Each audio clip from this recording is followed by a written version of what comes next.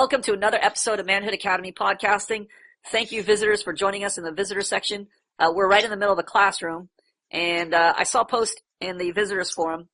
So instead of typing out a long response, it'll probably take about, I don't know how long it's going to take to answer all these questions, but he's got about 20 questions here. So instead of typing a long response, I thought we'd just record a podcast for the first half and just post all the answers here. So let's jump right into it. We might have students chiming in. They're free to chime in, or they might not chime in. It's up to them. But we have about 6 or 7 students in class right now. And we're going to pop right over to the question. Okay, I finished. This is new. Questions from New One, titled A Lot of Questions. His post is titled A Lot of Questions. Yes. I finished yesterday reading the whole ebook, Principles of Social Competence. And during reading, I noted some questions I'd like an answer for and some views to share with you. Number 1, passive-aggressive behavior. What is it? I looked it up, but I can't imagine it. Maybe someone could give me some examples so I can comprehend this. I am sure that I saw this behavior in my life, but I think it's just a semantic question here. I still don't know what passive-aggressive behavior means. Anybody know what passive-aggressive behavior is? I have an example for it. Oh, give me a good example. Go ahead. I don't know if it was good, but one time I was designing this cover for somebody, like in Photoshop and shit for some sort of a PDF document. Okay. And I guess he said he liked the cover, but he had an issue with the text. And instead of saying, it'd be awesome if you changed the text, he said, the text is, it might be, he just dodged it. He walked around the question. He's like, I think the text is a little small and I don't know about it, but, I guess it's okay for right now, but it would be nice if it was different, but it's okay as it is. Okay, that's more passive behavior. What's passive aggressive? You have the right idea. He definitely has an expectation there that he's not stating directly, so that makes it passive. But what's the aggressive part? I don't know. Okay, the example we use in the ebook, and there's a section posted there on the 3 stages of bringing a bitch into submission. And the second stage is the passive-aggressive stage. So the first stage is the confrontation stage, where you have, this doesn't even necessarily have to do with a girl. This could be a guy. But usually this happens with a girl. You're talking to a girl, and she initially is very confrontational. She's very aggressive. She'll fight you in the argument. She'll demean you, ridicule you. She'll throw every trick at you in the book. So she's very aggressive towards you, has no qualms about her behavior. If you keep punishing that behavior, she will move into what is called stage 2, or the passive-aggressive stage, the victim stage, the why are you being mean to me stage. This is kind of like a shame-based or a guilt-based stage where she's passive in that she's not actively attacking you, like saying you're an asshole, but instead she's becoming passive and asking. It seems like they're innocuous questions, but they're designed to make you bend to her expectations. So if she can't aggressively fight you and forcefully get you to change your expectations by saying you're an idiot, that's not the way it is, it's this way, then she'll turn to passive aggressive behavior, which means she'll become passive in that she's becoming the victim. Why are you being mean to me? Why are you doing this to me? Why are you so rude? Why are you so, why are you so volatile? Why are you acting so dangerous? Why are you so unstable? Why can't you just be a nice person? So this seems passive. It seems like she's sort of meeting your expectation, but she's actually being aggressive because she's still blaming you. She's still putting the focus on your behavior and accusing you of being the dysfunctional one. It's an aggressive behavior, in that she is still clinging to her expectation. She hasn't changed her behavior or decided to adopt your expectation. She's still fighting against you. So there's no submission yet in the passive-aggressive stage. Let's go to question. Yeah. I have a quick question. So it's saying it's like, say, stop being such a dick. Is that being passive-aggressive? Let's see. Stop being such a dick. No, because it's almost like a lighter. It's like a lighter version of why are you being mean to me? But the thing that makes passive-aggressive different from aggressive is that aggressive is, how to describe this? Aggressive is confrontational. Why are you being such a dick is a pretty confrontational statement. Why are you being mean to me? Typically when girls are passive-aggressive, they try to act like you're hurting them, like you're the aggressive one. If you were to say, why are you being such a dick to me? In like a very sweet or almost like a tender tone, it could be considered passive-aggressive, but generally when I hear somebody saying, why are you being such a dick? It's almost like an accusatory or a hostile tone. So it's very confrontational. But it can be said in a passive-aggressive way. Just like, why are you being mean? It's tough to say that in a confrontational way just because of the way it's worded. But usually when you say, why are you being mean? How would you think you would say that if you were saying, why are you being mean to me? If somebody was being mean to you. It's like, well, why are you being so mean to me? I would be more stern with my voice as opposed to being softer or like, oh, like, hey, stop being so Okay, mean. but let me ask you a question. It's not like whining. Would you say, why are you mean to me, to your male friends or your female friends? I would say to the male friends. You would say it to male. Okay, this is the hallmark of the emasculated generation. Why are you being mean to me, guys? Today, you're not alone in this, but guys today think of relationships in terms of nice and mean. They don't think in terms of functional and dysfunctional. Like, if you're punching somebody in the face, that is dysfunctional. It's not conducive to forming a good relationship because it's causing them bodily harm. In girl terms, it would be considered mean because it causes an emotional feeling. They're thinking about it in an emotional term. So nice to them, seems like it's a sense. It's a sensation. Nice can be defined in so many ways. For instance, if I'm not giving you chocolate cake and you're a fatty, I'm being nice to you because I'm thinking about your health. But if we look at it in emotional terms, it seems like I'm not giving you what you want, so I'm being mean.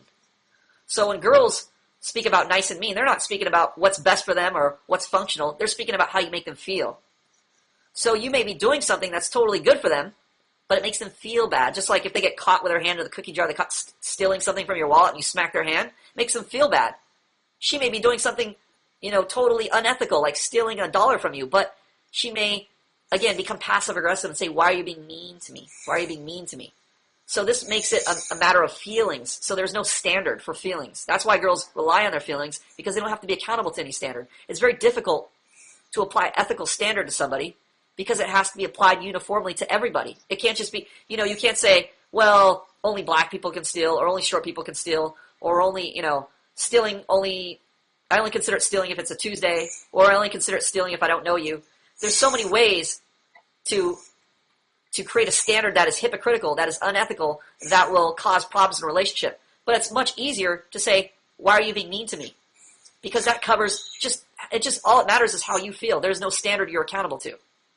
So when girls are saying, why are you being, or you're so nice, or you're being mean to me, it's a very simple way to be unaccountable to be unaccountable of your actions, to be absolved of any kind of accountability for your worldviews, for how you enforce your expectations. So, one person can be acting the same way as another person, and a girl could view them two different ways based on how she feels. So when we talk about passive-aggressive, so let's relate this to passive-aggressive. Passive-aggressive is the sense that, the girl is being hurt by you. When she's an aggressive, or even when a guy is being aggressive towards you, they're not considering you strong enough or significant enough to hurt them. They consider themselves to be they consider their expectations to be the most important expectations, and they consider themselves to be the dominant person in the conversation, so that you should be deferring to their expectations. You should be deferring to them. So if you have a conflict of expectations, you want to go left, they want to go right, they feel that you should always defer to them and go their direction. If they can't get their way aggressively, again, they become passive-aggressive, which means instead of trying to force you to go their way, or to insult you into going their way, or to disagree with you, or to confront you, they're going to start focusing on how you're making them feel. They're going to try and guilt you or shame you into changing your expectation. Why are you being mean to me? Why are you being mean to me? It's complaining, it's whining. It's not going to be aggressive like, why are you such a dick? Again, it's a matter of tone in this case, but the point is the same. In the first instance, if I was going to ask you, why are you being a dick? Or a girl would say, why are you being a dick? That's aggressive. That's very aggressive. That's almost like saying, stop being a dick. So it's very confrontational. It's your expectation versus my expectation. Your expectation's dead wrong. But if you don't give up your expectation, the next best thing I can do as a girl is try to guilt you. Instead of stop being a dick, it's, why are you being so mean to me? Now it seems like it's like she's very passive. It seems like she's trying to, to negotiate with you and meet your expectation, but really she's being aggressive. It's just now she's trying to use guilt and shame. Why are you being such a terrible person? Why are you so mean to me all the time? So still aggressive, still caring for her expectation. In this stage, you still want to punish. You still want to say, look, you're not respecting my authority. Don't do this. That's wrong. You still want to scold. You still want to say no. You still want to apply punishment at this stage until she finally submits. When she's submitting, that means she's no longer being aggressive. She's no longer trying to get her expectation met. She's not going to be trying to guilt you and going, why are you being so mean to me? Instead, she's going to be focusing on her behavior. Instead of focusing on your behavior, why are you being so mean to me? She's going to be focusing on her behavior, which is the goal of punishment. When you're punishing her, it's to get her to focus on her dysfunctional behavior. So she's going to be saying, I'm sorry. I'm sorry I was acting like a bitch, or I'm sorry I was being unfair to you, or I'm sorry I was acting that way. I'm sorry I was whining. I'm sorry I was complaining. So instead of you being mean, it's now she admits that she's whining, or she's complaining, or she's being a bitch, or she's acting childish, etc. So a aggressive person is always focused on your behavior. Passive-aggressive person is subtly but still focusing on your behavior. And then a submissive person is focusing on their behavior. How can they meet your expectation? Does that clear that up? Yes. Thumbs up. All right.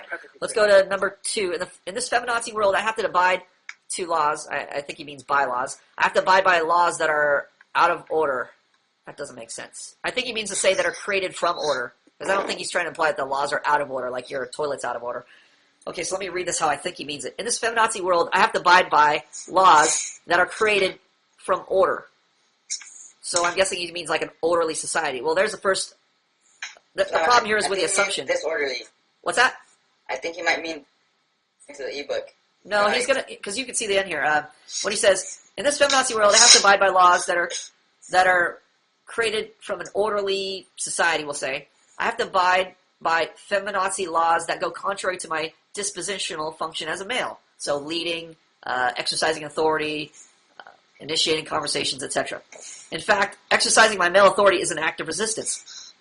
How do I deal with that contradiction? In fact, I must use a lot of cunning to exercise my male authority, otherwise every cunt will go to the police and tell them something about controlling, stalking, abusing, etc. So he's kind of, he has a wrong view here. He's saying that exercising his authority is a contradiction. He's saying how to deal with that contradiction. So, in this feminazi world, I have to abide by laws that are out of order. Or maybe he does mean out of order. This is hard to read. I have to abide by feminazi laws that go contrary to my dispositional function as a male. In fact, exercising my male authority is an act of resistance. How to deal with that contradiction. Okay, I think I got it now. This is where good grammar comes in handy. I'm going to have to interpret this terrible grammar into English. I'm guessing that he's saying the contradiction is not the contradiction of he thinks the laws are orderly, but I think he thinks the contradiction is that feminist laws are designed to oppose his function as a male. So there's a contradiction in what the law says he should be doing and how he's behaving. Yes, that's true. So you want to know how to deal with that contradiction. Well, here's the thing. When you don't exercise your authority as a male, this leads to these types of contradictions. For instance, there's a lot of unfair divorce laws that are facing men today. So if you get married and you get divorced, you're facing an uphill battle, you're facing a feminist court, you're facing a feminist legal system that is going to penalize you based on your gender. I'm not going to go into the specifics because I know a lot of people have already done that on the internet, and we have even some posts on our forum if you want to look up marriage versus relationships. We definitely believe in healthy relationships, but not the legal institution of marriage, because this enforces the state's feminist laws and applies them over a relationship. So it's not the relationship we disagree with, it's the feminist laws which are working against men that we disagree with. So this involves the institution of marriage. So when we say we're against marriage, it's not that we're against men and women having a relationship together, but that the state interfering with that relationship. So when you don't exercise your authority as a male, this is where the laws come from. This is where these unethical, gender-biased laws come from that you're facing, where you are discriminated against just based on your gender. This is where they come from, when you fail to exercise your authority. How do you know this? Well, when you exercise your authority in a relationship and you take charge of the relationship, the first thing you're going to realize is that your experience in the relationship is totally different. Instead of the woman viewing you as an option, like she views the guy she's divorcing, who she cites, what's a common citation for a reason for divorce? Irreconcilable differences. Yes, you always hear this. It's a catch-all phrase, irreconcilable differences. What does that mean? It can mean anything. She got tired of you. She met somebody else. She wasn't feeling fulfilled. She found out a new career. She wanted to have kids you didn't, it could be any number of issues, big or small. But people use this blanket statement all the time because it's really an irresponsible statement. Irreconcilable differences. It covers anything from you stubbed your toe to you're getting beat in the marriage. So most people that file divorces happen to be women, not men. This should tell you that the problem here is that you're an option. You're not a necessity. When you don't exercise your authority, you're not fulfilling your function as a male. And when you don't fulfill your function as a male, you can't meet anybody's needs. People need male authority in their lives, especially women. How do you know this? Just like this analogy we use sometimes where we talk about dogs and dog food. If you have a dog and you give it dog food, a bowl of kibble, little round shapes, those things aren't found in nature. They're manufactured. The dog likes kibble. He'll attack that kibble. But you can pull his face away from the kibble without too much protest. But if you were to get that dog a raw bone with meat on it, and you give that dog that bone, and then you try to take that bone away from that dog, he will growl, he will have a guttural, visceral sound, and he will announce his displeasure in a very vocal way that is very different than him trying to fight for that kibble. That tells you this dog is designed for this food. This food is meeting necessity, and when we're trying to take away his necessity, he's going to get violent with you. So in the same way, the male function meets women's needs in relationships. How do you know this? Because the love is so much deeper. When you could, as a male, one of your functions is leading. That means you have to set limits on all the bad directions, all the wrong directions. You have to tell her, no, this is not what you should be doing. This is what you should be doing. You should not be going this way. You should be going here. You should not be going to this place without me. I need to be there. Or you should get this thing. Don't get this thing, right? You should be setting the rules and setting the limits in the relationship. This will cause her to have that visceral reaction, just like that dog fighting for that bone. She will consider you her bone. She will fight to have you around. She'll get jealous if you go out. She'll ask you who you talk to, etc. There will be a visceral reaction. She'll worry about losing you. This is what happens when you fulfill your male function in a relationship.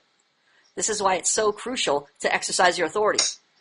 So it seems kind of counterintuitive. It seems like, if I exercise my authority, I'm going to get arrested by the cops. No, just the opposite. The guys who get arrested in relationships, who have been in long-term relationships with women, are guys who are options in their relationships. Meaning, they're not viewed, their authority is not feared by the women in the relationship with them. If a woman fears your authority, you can guarantee that she has a basis to love you. So if she does not fear that authority, that means you're not meeting her need. That means you're an option. That means if there's a problem, she has no problems going to the police. She has no problems throwing away the relationship. Somebody have echo on. Sorry, that was me. It's Torero. Turn it off, Toretto. Okay, I was hanging my headphones. she has no problems throwing away that relationship because there is no emotional investment. Because you're not fulfilling your male function by exercising your authority, she has no emotional investment in that relationship. She has no deep emotional investment to you. There's no real attachment. So going to the cops is like calling the cops on, a store clerk. There's no emotional investment if a store clerk is harassing you. So if you're in a relationship with a woman who views you as an option, yes, you have every right to fear. This is why it's crucial for you to learn how to exercise your authority properly.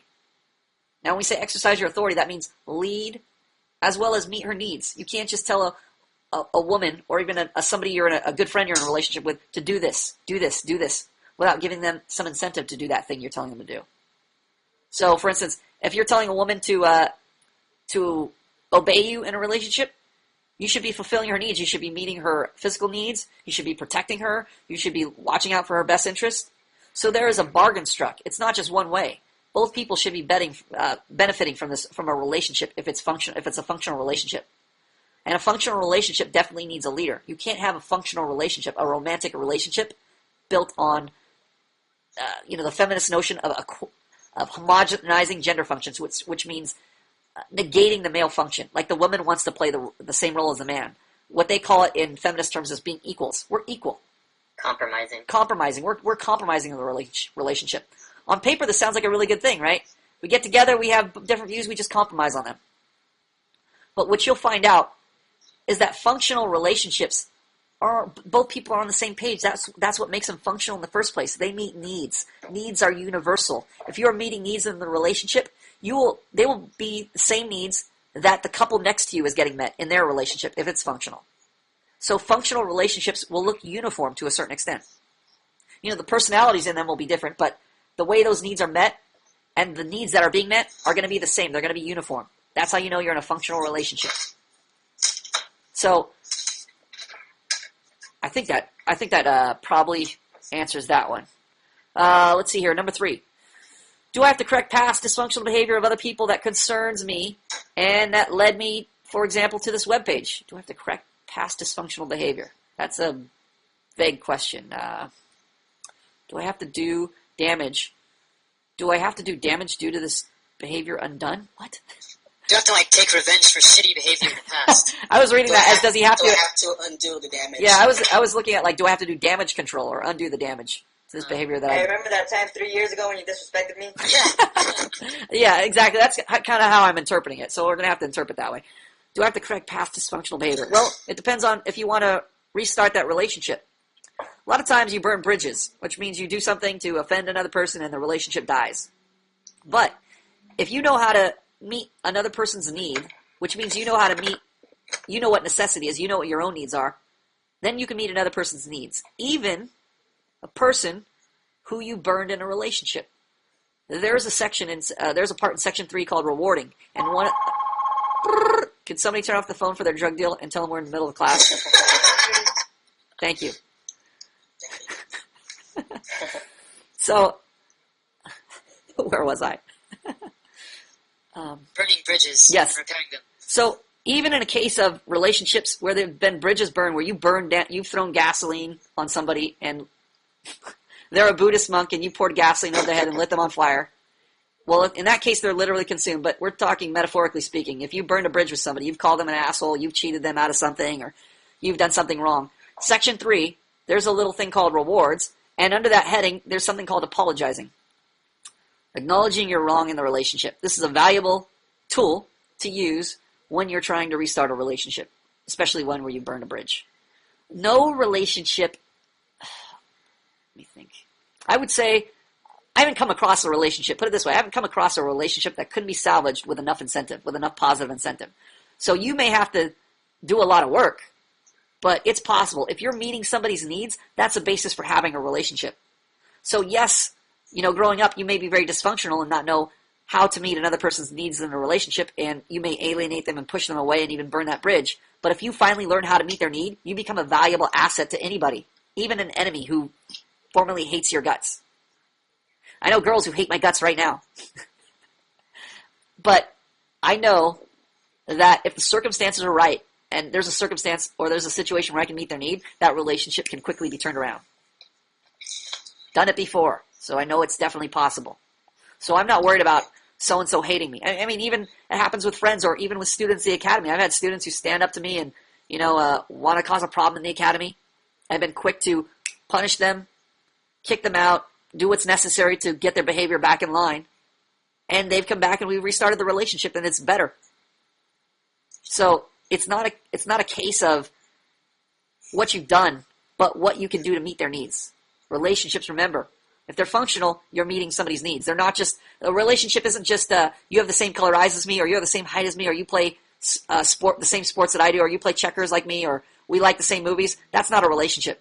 That's an acquaintanceship. A relationship that's functional, and let me qualify that. There are many dysfunctional relationships, just like the ones I mentioned, but if there's only one functional relationship, that means that you're meeting the other person's needs. Think about all your relationships you're having right now with people, friends, family, wife, mother, brother, son, students, teachers, employers, whoever, colleagues. If those relationships you're involved in don't involve meeting your needs, they're not functional relationships. They are what's the word? Sensitive, not sensitive, prone to breaking, for lack of a better term. So, fragile. I can't think of the term. It's on the tip of my tongue. But anyway, those relationships aren't stable. Put it that way. When needs aren't being met, relationships become very unstable. So even though you may hang out with a guy for years and think, oh, we're buddies. We love the same video game. We play I don't know, I was gonna say Mortal Kombat. Call of Duty. I switched it to Call of Duty. Made it more current. We play Call of Duty, bro. We hang out and play Call of Duty. We do that. So that relationship, if it's just based around a video game and all you do is hang out and do an activity together, that's an unstable relationship. So if something happens, that relationship can easily be broken apart and you're offended, never seeing that friend again. That's how fragile that relationship is if you're not meeting that person's needs. That's not to say you can't meet a need by playing a video game. Socializing and camaraderie, affection, all those type of things are part of the reason why you have relationships in the first place. But again, if it's just you're doing something for convenience or you're doing something to kill time, but you're not actually meeting that person's needs. Let's say you hang out, you like playing this game, and this other person likes playing this game too, and you can play the game together, but you never talk. You never socialize while you're playing, or you say very little, or you never talk about yourself. Most likely, you're not meeting that person's social needs, so that is an unstable relationship. Any questions? I do. Yeah, I go have a ahead. question. If you're trying to meet someone's needs functionally, does that apply to section 3 of the reward section? All those are functional. Is that what qualifies for a functional relationship? Functional relationship simply means you're meeting their needs. They're meeting your needs. You're meeting their needs. When needs are mutually met, you have a functional relationship. There will never be a functional relationship where only one person's needs are being met and the other person's needs aren't being met. That is dysfunctional. Eventually, you'll realize even your needs aren't being met. You just thought they were being met. A functional relationship that involves needs means that both parties' needs will be met.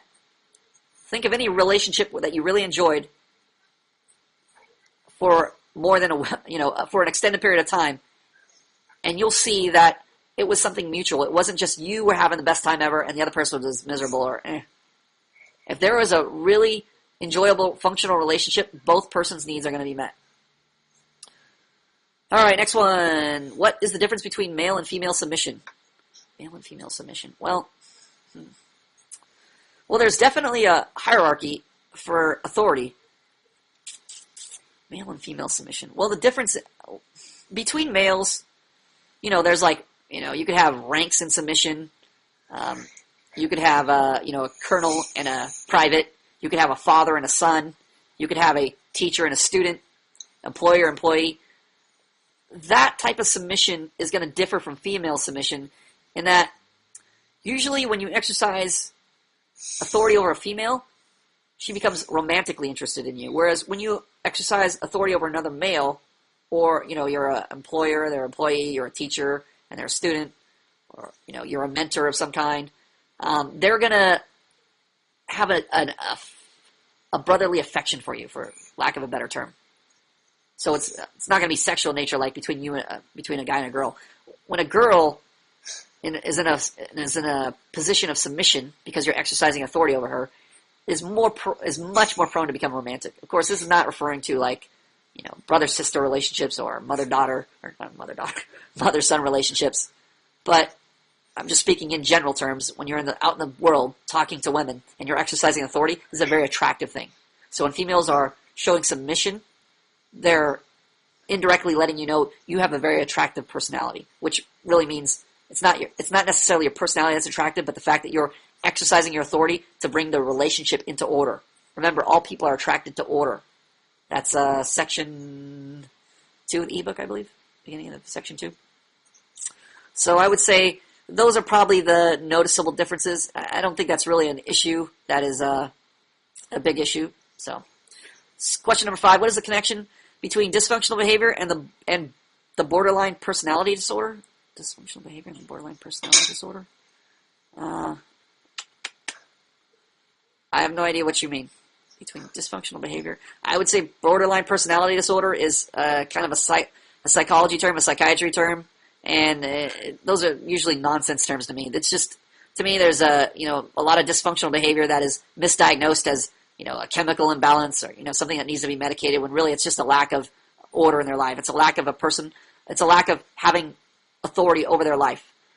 I think you might be asking more because it mentions disorder in the name. You know how it's mentioned in the ebook also. Oh, gotcha. Okay, borderline personality disorder. Well, That's what I'm. yeah, that's what I I'm would trying say to get. I would say that's more of a pop psychology term, a borderline personality disorder. I mean, there's so many things that fall into that blanket that it's really not a proper usage of the term disorder.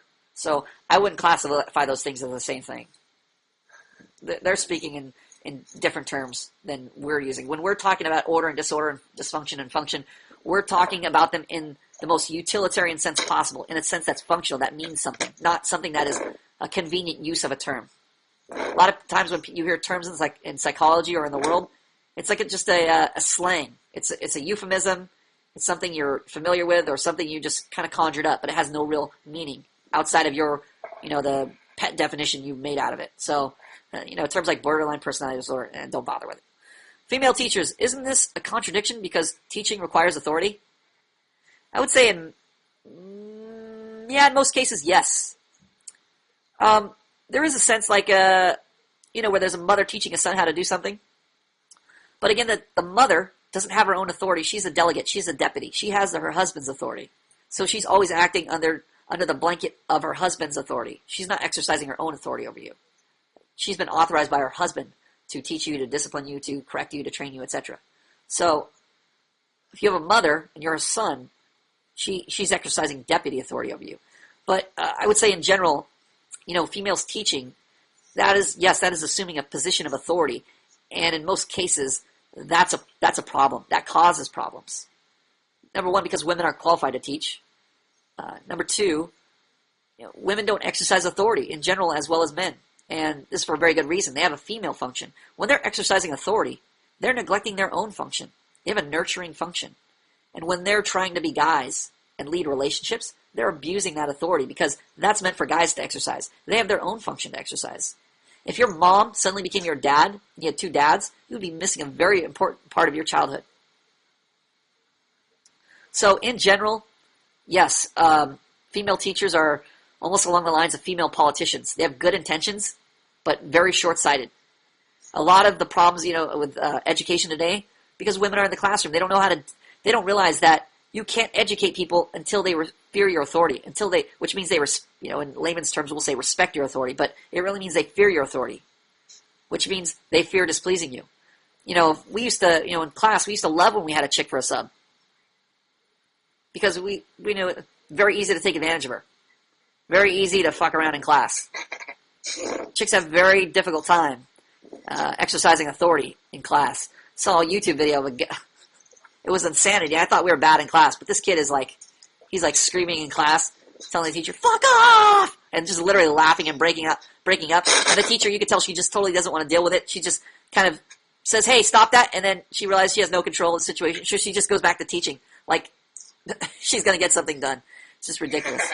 Why are you being mean to me? Why are you being mean to me? Why can't you behave in class? Exactly. Very passive. So females are not suited to these leadership positions. So teaching falls under that. Falls in that category. How do you view pop culture? I can't help myself to think that hip-hop is quite manginaized. I think he means emasculated, and its stars are manginas. Yes, pop culture is very emasculated. I haven't watched TV for a long time. I used to watch it all the time, but I just got sick of seeing men portrayed as, the bumbling oaf, like King of Queens, or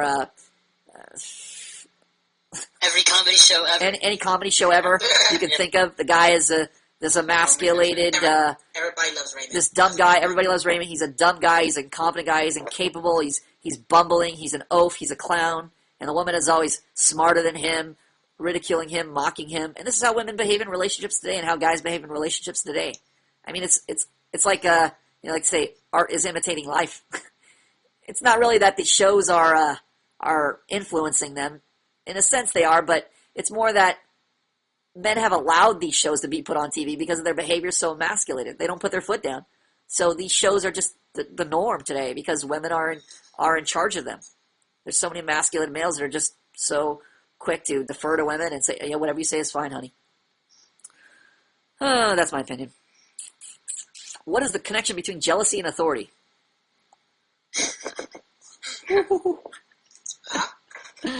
Switched over. I think we answered that earlier. Did we answer that? Yeah, I think we answered that in the question about, when you're exercising authority in a relationship. women will tend to become very jealous.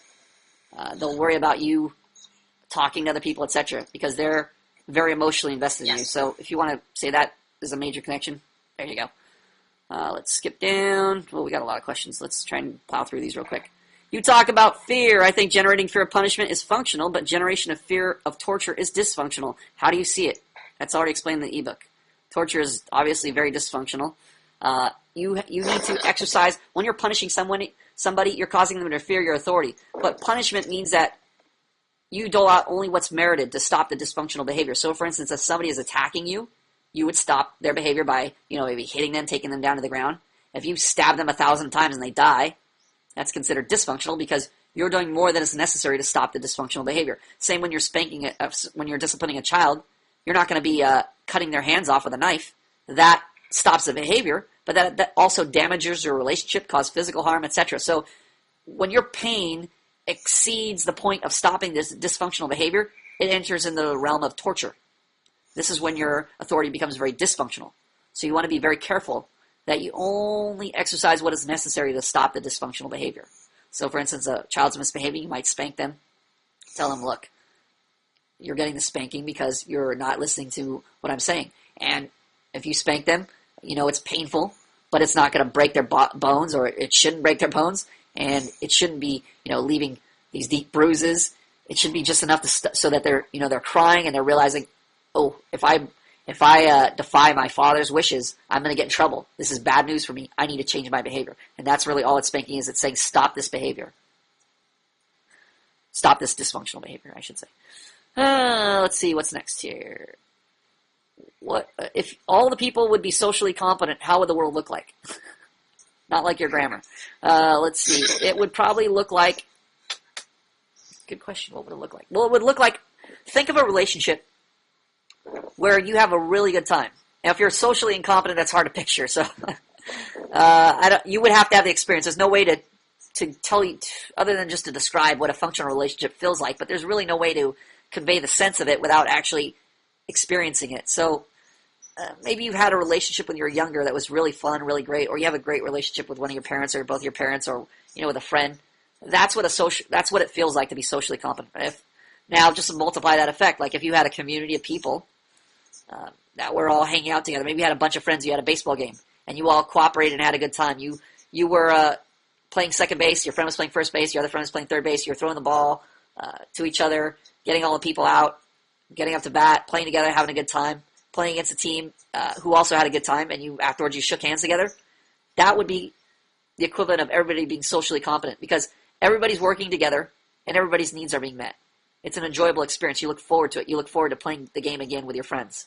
That's what it's analogous to, that I can think of offhand. Fortunately, this book lacks something like the Ten Commandments. All right. Don't know what to say to that. The problem of beautiful women.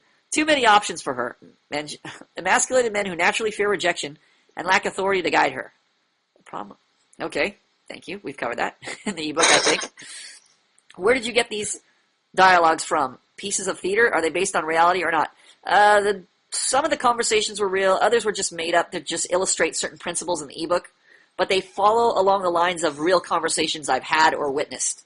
So they're not just totally imaginary, where they're hypotheticals that could never happen. They could definitely happen. So that's where either they were snipped from actual student conversations or real conversations, or based on a true story, so to speak. In the series Twilight about the submission of a girl to a vampire. I'm not that much into it, so maybe someone can explain to me the picture on page 137. I think it has to do with some guy.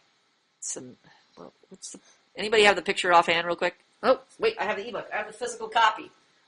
This is why it's so amazing to have this physical copy. I can just flip to this page versus trying to flip through a PDF. 137 has a picture of, drumroll, Twilight. Oh, it's in relation to submission. Yes, I remember that section. Let's see here. In the series Twilight about submission. Yeah, it has a lot of themes. I mean, Twilight follows a theme where this guy is basically leading this girl. It's kind of analogous to, You know, when they do sexual surveys or sex surveys, Masters and Johnson, or I forget which institute did the major sex survey, and they found out that a lot of women have rape fantasies. And the reason why they have rape fantasies is not because they want to be abducted and tied up and slaughtered afterwards, but they're more fantasizing about the fact that a rape is where something is out of their control, where they're being led, where they're being told what to do. And I have this same experience with a girlfriend, who's deeply into me and deeply in love, and she loves being, grabbed strongly, told what to do, told how I like it, etc. This follows along the same lines of this theme where when you're exercising authority, it's very functional in that a woman is very turned on by it. She's very turned on by, being led, being submissive to somebody in authority who is directing her behavior, who is putting her in an orderly state. So this is what it's analogous to. Of course, it's vampires and it's chick lit, but that's the only point you want to take away from that. Everyone who wants to see order working in extreme situations should see a match of Calico. Okay, something about YouTube. On page 267, you write, when you convey your reactions to your experiences, I won't repeat the paragraph. Do you have any examples on your mind for this? Conveying your reactions. Okay, this is the last part. It talks about, in the ebook, it talks about expression. This is when you're conveying your personal reactions to your experiences. So, for instance, if I'm walking down the street, I'm experiencing a lot of different things. I'm seeing the trees. I'm feeling the warmth of the sunlight on my face. I'm just imagining a day right now, or a day like today where it's pretty sunny. And it feels warm. It makes me happy. I love the sun. I love the sunlight on my skin. I feel like skipping around. I like watching the trees. They're so neon green around where I'm at. And it just gives me a happy, warm feeling. And I just love days like that. I love thinking about walking in nature or going on a hike or just, having a time away from civilization, so to speak. Staying away from buildings, looking at trees, being in the grass. I want to hear the sound of the wind through the bushes. I don't like cars around when days are that warm and sunny. I like to just be away from machines and near plants, near people, near forces of nature, the beach, mountains, etc. So this is me giving my personal reaction to something that's affecting me, an experience I'm having. I'm talking to you personally about how the day is affecting me. Versus, I could also talk about it a different way. I could say, when the day is warm, people generally like warm days, and they like hanging out with each other. I could say, warm days bring up images of playing on the beach, playing baseball together, hanging out with your family at a picnic. So I'm speaking about it very impersonally. I'm not giving you my personal degree of my experience. This is the difference between a socially competent person who is painting a picture for the other person to enjoy versus them giving another person static information, which could apply to anybody. It's like you could Google a sunny day and read that description. But your personal reaction conveys what it's like to be you, what it's like to live through your eyes. When you can convey this to a person, this is what is attractive. This is what is attractive in a social interaction, what it's like to be the other person. Not just what it's like in general to be a human being, but what it's like specifically to be you. This is what it means to convey your personal reaction versus just an experience. A lot of people, when they talk about things, they talk about static information. They talk about what they did, where they went, what they saw, versus how they thought and how they felt. How they thought and how they felt. So, if I was conveying a static reaction about a baseball game I went to, I would say, we went to the stadium. The stadium was painted blue. There was 300 seats on the left-hand side. We had popcorn. We had hot dogs. We had a good time. The only personal part of that was saying we had a good time. Now, what is a good time? That is a very poor personal expression because I'm not conveying the degree of my experience. What does good mean? It could mean a lot of things. I had a lollipop or I had I had a 4-course dinner. We don't know until I specifically break down the degree of my experience. This is what it means to talk about the degree of your personal experience. So there is talking about your thoughts and your feelings, and then there's the degree of talking about your thoughts and feelings. There is, I had a good day versus, I love this day. It reminded me of a summer symphony where I'm just lying on my back in the grass and the flowers are petting my face or something. Yeah, where you get a personalized experience of what good is to you versus just saying a generic description, I had a good day. Okay, where are we at?